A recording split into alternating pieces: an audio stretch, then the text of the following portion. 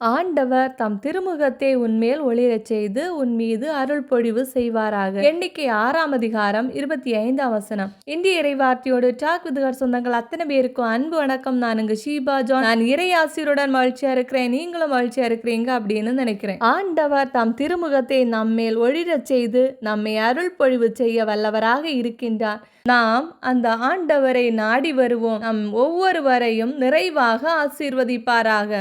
விவிலியம் எழுதுதல் நாள் 117. எண்ணிக்கை 15ஆம் அதிகாரம் எழுதி முடிச்சாச்சு. பலி பற்றிய சட்டங்கள், ஓய்வு நாளை மீறிய மனிதன், தொங்கல்கள் பற்றிய விதிகள் என பல தலைப்புகளிலே அதிகாரம் முழுவதும் கொடுக்கப்பட்டுள்ளது. சற்றலசுவோம் வாருங்கள்.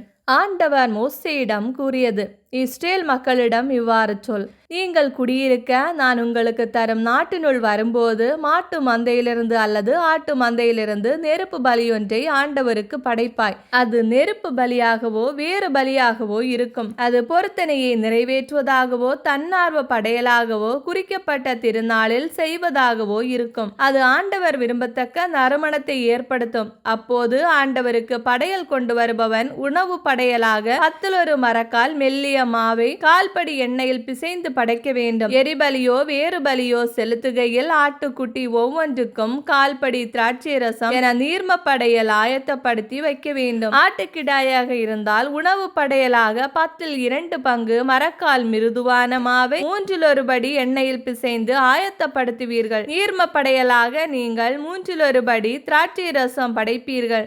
இது ஆண்டவர் விரும்பும் நறுமணமாய் இருக்கும். ஒரு பொருத்தனையை நிறைவேற்ற அல்லது ஆண்டவருக்கு நல்லுறவு பலியாக ஒரு காளையை எரிபலியாகவோ வேறு பலியாகவோ நீங்கள் ஆயத்தப்படுத்தும் போது அந்த காளையுடன் உணவு படையலாக 10 பங்கு மரக்கால் மெல்லிய மாவை அரைபடி எண்ணெயில் பிசைந்து படைக்க வேண்டும். நீர்ம படையலாக அரைபடி திராட்சை ரசத்தை கொண்டு வர வேண்டும். அது நெருப்பு பலியாகி ஆண்டவர் விரும்பும் நறுமணமாக விளங்கும். காளை, ஆட்டுக்கிடாய், செம்மறி குட்டி அல்லது வெள்ளாட்டுக்குட்டி ஒவ்வொன்றுக்கும் இவ்வாறே செய்ய வேண்டும். நீங்கள் ஆயத்தம் செய்யும் எண்ணிக்கைப்படி அவற்றின் எண்ணிக்கைக்கேற்ப ஒவ்வொன்றிற்கும் நீங்கள் இப்படியே செய்வீர்கள்.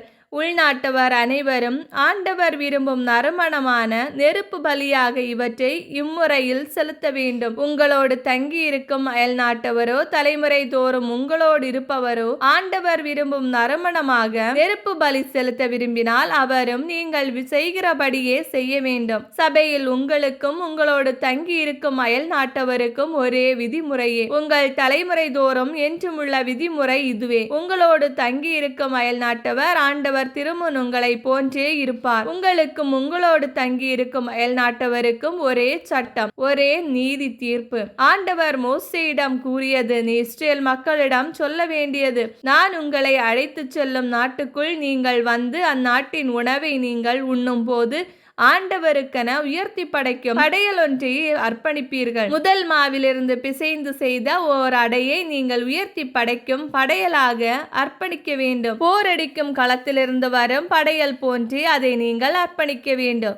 முதல் மாவிலிருந்து பிசைந்து செய்ததை ஆண்டவருக்கு ஒரு உயர்த்தி படைக்கும் படையலாக உங்கள் தலைமுறை தோறும் கொடுப்பீர்கள். ஆயினும் நீங்கள் ஆண்டவர் மோசேக்கு இட்ட இந்த கட்டளைகளை மீறினால் ஆண்டவர் கட்டளை கொடுத்த நாள் முதல் தலைமுறை தோறும் மோசே வழியாக அவர் கட்டளையிட்ட எல்லாவற்றிலும் மக்கள் கூட்டமைப்புக்கு அறியா பிழை ஏதும் செய்தால் முறைப்படி மக்கள் கூட்டமைப்பு முழுவதும் ஆண்டவர் விரும்பும் நறுமணமாக அதன் உணவு படையலோடும் நீர்ம படையலோடும் சேர்த்து ஒரு இளங்காளையை எரிபலியாகவும் ஒரு வெள்ளாட்டுக்கிடாயை பாவம் போக்கும் பலியாகவும் செலுத்த வேண்டும். குரு இஸ்ரேல் மக்கள் கூட்டமைப்பு முழுவதுக்குமாக பாவ கழுவாய் நிறைவேற்றுவார். அவர்கள் மன்னிக்கப்படுவார்கள், ஏனெனில் அது ஓர் அறியா பிழை.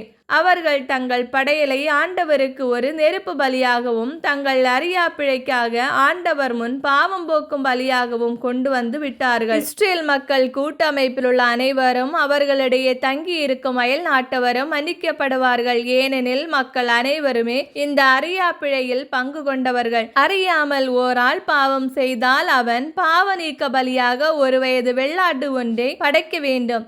ஒருவன் அறியாப்பிழை செய்தால் அவனுக்காக குரு ஆண்டவர் முன் கரை நீக்கம் செய்வார். அவனது அறியாப்பிழைக்காக அவனுக்கு கரை நீக்கம் செய்யப்படும். அவன் மன்னிக்கப்படுவான். ஒருவன் அறியாமல் செய்யும் எதற்கும் அவன் இஸ்ரேல் மக்களை சார்ந்த உள்நாட்டவனாயினும் அவர்களிடையே தங்கியிருக்கும் அயல் நாட்டவனாயினும் உங்களிடம் இருக்க வேண்டியது ஒரே சட்டமே. ஆனால் ஒருவன் வேண்டுமென்றே எதையும் துணிந்து செய்தால் அவன் உள்நாட்டவனாயினும் உங்களிடையே இருக்கும் அயல் நாட்டவனாயினும் அவன் ஆண்டவரை ஏளனம் செய்கிறான். அந்த ஆள் மக்களிடமிருந்து விலக்கி வைக்கப்பட வேண்டும். ஏனெனில் அவன் ஆண்டவரின் வாக்கை இகழ்ந்து விட்டான். அவர் தம் கட்டளைகளை மீறிவிட்டான். அந்த ஆள் முற்றிலும் விலக்கி வைக்கப்பட வேண்டும். அவன் குற்றம் அவன் மேலேயே இருக்கும். இஸ்ரேல் மக்கள் பாலை நிலத்தில் இருக்கையில் ஓய்வு நாளில் ஒரு மனிதன் விறகு பொறுக்கி கொண்டிருந்ததை கண்டனர். அவன் விறகு பொறுக்கியதை கண்டவர்கள் அவனை மோசேயிடமும் ஆரோனிடமும் மக்கள் கூட்டமைப்பு அனைத்திடமும் கூட்டி வந்தனர். அவர்கள் அவனை காவலில் வைத்தனர். ஏனெனில் அவனுக்கு என்ன செய்ய வேண்டுமென்பது தெளிவாக இல்லை.